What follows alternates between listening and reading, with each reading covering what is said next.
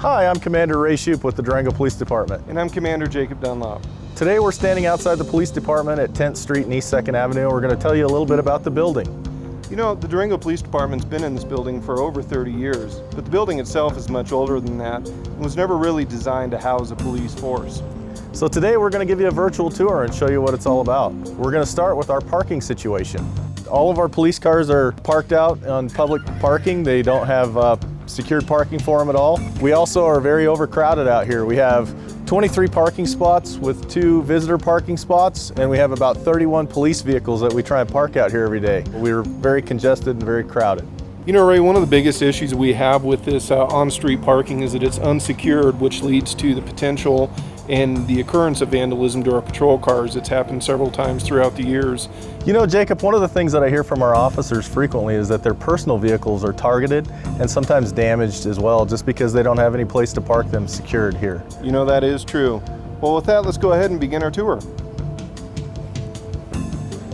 One of the things that we want to talk to folks about is just exactly how old this building is. I don't think most people know that this building originally was a car dealership in the 50s.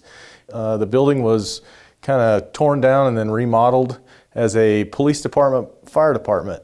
I think it served that way up until the late 70s, didn't it? It did. The fire department moved out? That's correct. So we were actually housed together with the fire department here. So this building has gone under several different renovations and upgrades, but it was never really designed as a police department. Inside our lobby, as you can see, it's very oddly shaped and not really conducive to doing police work. We're out here in the lobby and we're talking to people about very sensitive matters, and a lot of times there's multiple people in this lobby that can overhear the conversations that are going on. Same type of thing that happens at our front window.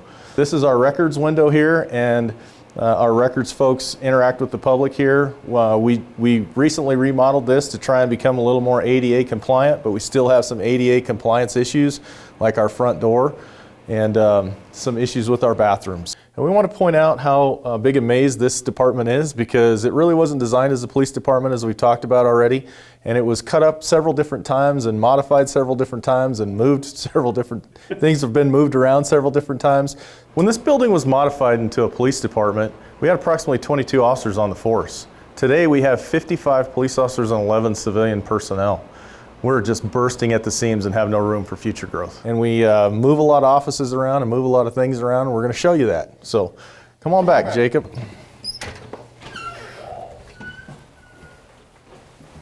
Welcome to the maze. Jacob, I think our first stop will be our briefing room. Sounds great. That's where the officers start their day. This is the Durango Police Department briefing room. As you can see, we've got tight accommodations in here as well. Typically we'll have 15 to 20 officers in here doing briefings or trainings, and it's very tight quarters. Sergeant will normally sit up at the front of the briefing room, give out roll call assignments for the day and talk to the officers. They also have a TV in here where they can display the electronic briefing documents that they have for the day, so they can get briefed and ready to go out and take on calls. Typically we have 5 to 6 officers on any given shift that start out in this, but on certain days and certain times of the day, we could have, like Commander Shupe said, we could have 10 to 15 officers squished into this small room. It gets pretty hot pretty quickly, ventilation issues, and it's just tight quarters. We'd also like to point out a kind of a memorial wall for past retired officers still living and deceased that have been with the department, that have put in more than 20 years of service with the Durango Police Department. Let's show the folks our sergeant's office at this point. One thing that I'd like to point out in here is that this was a recently remodeled office, and it was remodeled by personnel here inside the police department to save money. We did all the drywall work, put all the floors down, did all the stuff in here.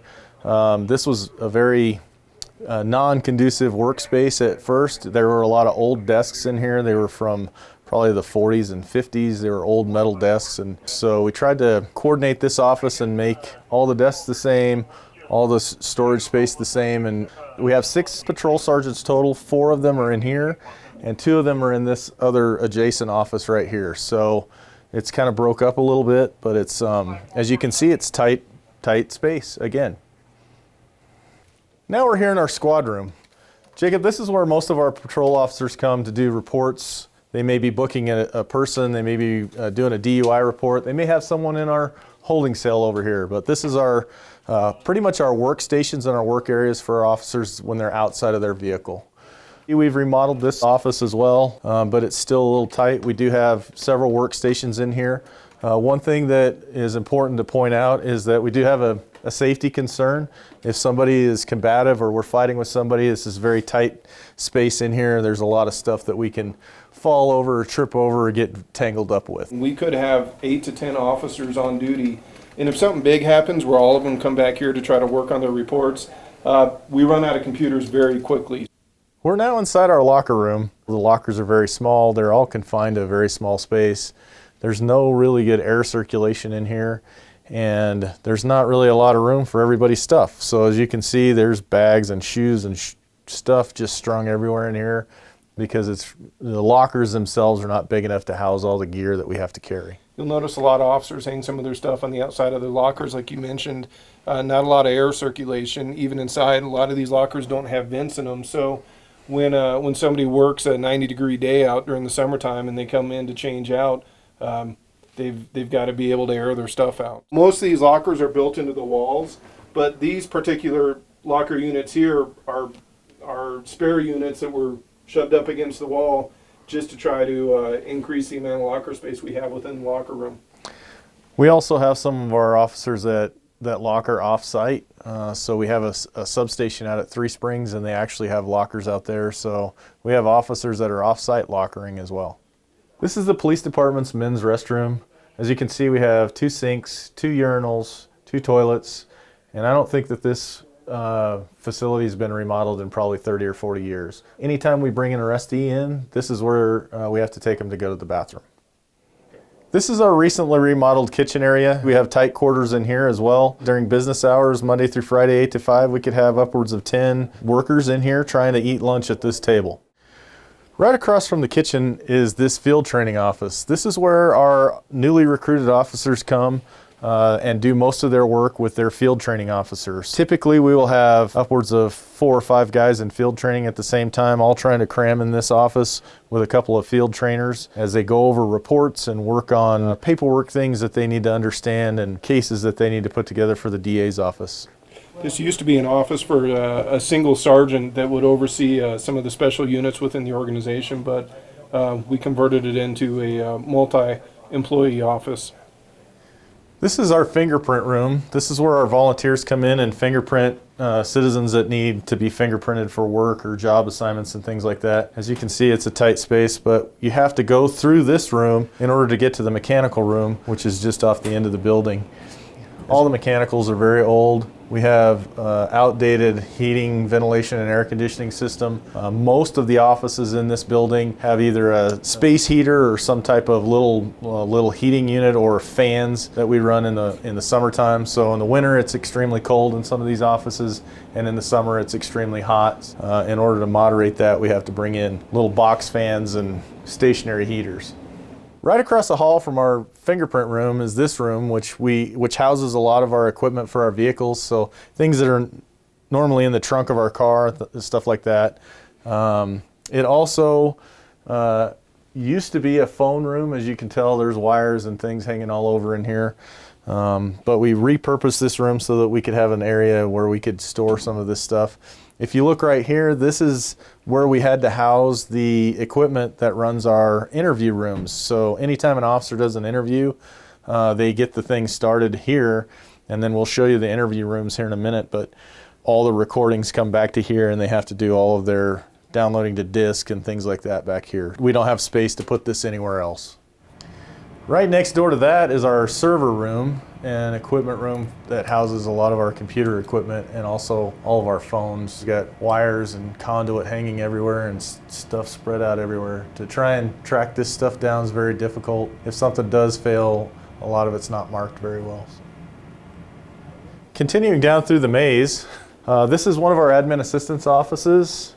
Down on this corner is a commander's office for patrol, commander's office on the end, another admin assistant. One of the things I'd like to point out with this particular office is that this used to be an actual closet that we converted into an office.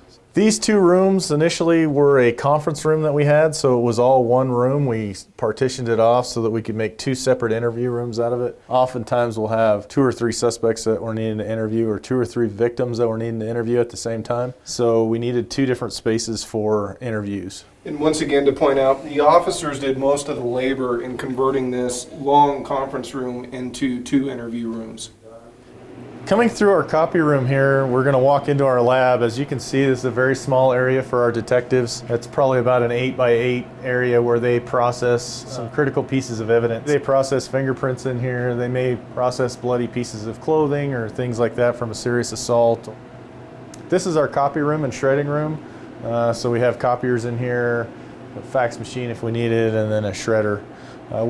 Jacob and I are going to take you on a tour of what we call at the police department the dungeon. This was an old coal chute at one point underneath this building, and it's been converted into some storage, but in order to get there we have to move a lot of things out of the way and crawl down a creepy stairwell. Hopefully there aren't any spiders out here today.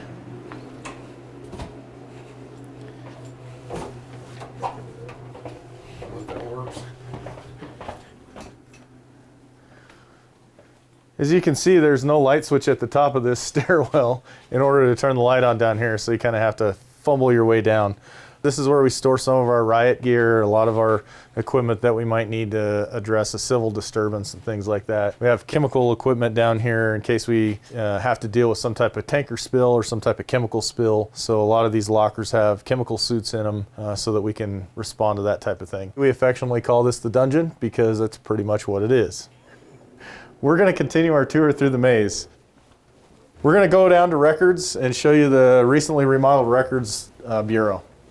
In here is where we have 4 records technicians that do all of the records management system for us. So any paperwork that the officers generate or anything that goes through the computer, anything that comes from dispatch, winds up getting organized and put into place here so that it can get sent to other places like the DA's office or defense attorneys or attorneys in town. These stations, as you can see, they're all open. They don't really have any privacy or anything. They're all kind of on top of one another.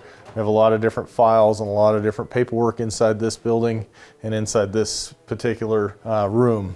Down the hallway from the records department are several administrative offices. The first door we're coming into here is the chief's conference room. This is a fairly small conference room. It can comfortably fit about 12 people in here before it really gets crowded. There's not a lot of opportunities for us to do training or house big meetings in here, but we do utilize this for in-house departmental meetings and that type of thing. We also use this room as our incident command post. So any kind of a major incident that we may have within the city that requires a lot of coordination, a lot of multi-agency efforts, we'll use this as our incident command post to run that incident. In this room is the chief's office. It's probably twice the size of what he actually needs. He would much rather have more conference room space than to have a bigger office like this. This office here is the administrative assistant to the chief. This is Elizabeth Bartley's office. As you can see, she's got very tight quarters. She has a lot of files, a lot of things that she needs to keep in here. And it's, again, very cramped, facing the street. This heads back towards the briefing room, but it's a place where on the right we have a uniform storage and equipment, so that's where we store our uniforms. Right here we have weight room and workout room for the exercise room for the officers. So you can see it's pretty small, pretty crammed. All of this equipment that's in here was donated by various officers themselves and by the rec center. They donated some of these elliptical machines and things that we have in here that we can work out with. Here's the women's locker room. As you can see, it's a little bit better organized than the men's locker room. But again, we have, I believe, about 7 female employees that utilize this locker room. So they do have a little more opportunity to use this space. Plus the civilian female employees utilize this locker room as well and utilize the facilities down here. We've also added extra lockers in here to try and accommodate the extra personnel that we've had. You can never have enough storage space, and as you can see, this is another storage room that we have, but our storage space throughout the building is spread out all over. It's not very conducive to what we do. We also have the roof access in this room, so we have to keep things fairly cleared out so that we can get up and down the ladder and out the building if we need to. But just makeshift shelves in here and and stuff's tucked everywhere. This here is our booking and evidence room where officers bring evidence back after they recover it out on the street. They'll package it up for submission into the property and evidence room, do all the documentation. And when they're finished with that, they put it in these lockers right here where they lock them up, and then the evidence technicians who work out of the room on the other side will bring it through the pass-through lockers and book it into the evidence room. The evidence room itself used to be the engine bay for the fire trucks when this part of the building used to house the fire department for the city. We're back at the stairwell that goes upstairs to our detectives bureau. One of the things that I want to point out is originally this was an add-on, and for a long time it was a dispatch center. So dispatch was housed upstairs. It was all open. As we go up the stairs, you'll see that we've partitioned everything off and made office space out of it. That was done by the officers themselves. It wasn't something that the taxpayers paid for out of pocket. So we're going to go upstairs and look at that.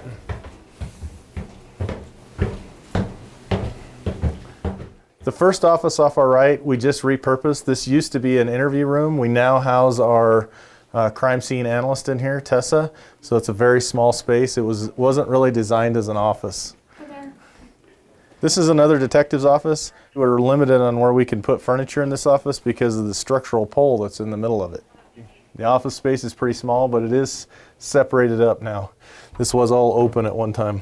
We have another detective's office on this end, and the building is shaped very oddly, so this office is actually in a triangle. We have one more odd-shaped office here that's, structurally it's almost shaped in a triangle with a weird closet at the back end. Detective Newman is our computer specialist in investigations, does a lot of digital evidence recovery, and he put up most of the office the way it is, the counters in the office and everything else. He built that himself over a weekend so that he had a more workspace that helped him work on the computers a little bit more. That concludes our tour of the Durango Police Department facility today. We want to thank you for following us around in the maze today.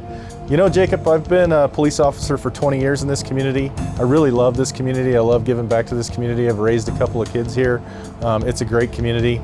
I didn't stay here because of this facility, obviously, but you can talk a little bit about your tenure and what drug you here. I've been here for 17 years, Ray. I've seen a lot of change within the organization. We get new cars every 5 years, but something that hasn't changed is the building. The building's been the same since the 50s. In 2015, the city had a master facilities plan done, and they determined that our building needed to be 3 times the size that it is right now, and we need 4 times the amount of parking space that we have right now just to run the operation at the size that we're running now. That doesn't account for future growth. So I think hopefully we've definitely stressed the fact that we're outgrowing our building. We would love to invite anybody from the public to come down and take a tour of the facility if they'd like, and thank you for taking the time to watch this today. Thank you very much. Be safe.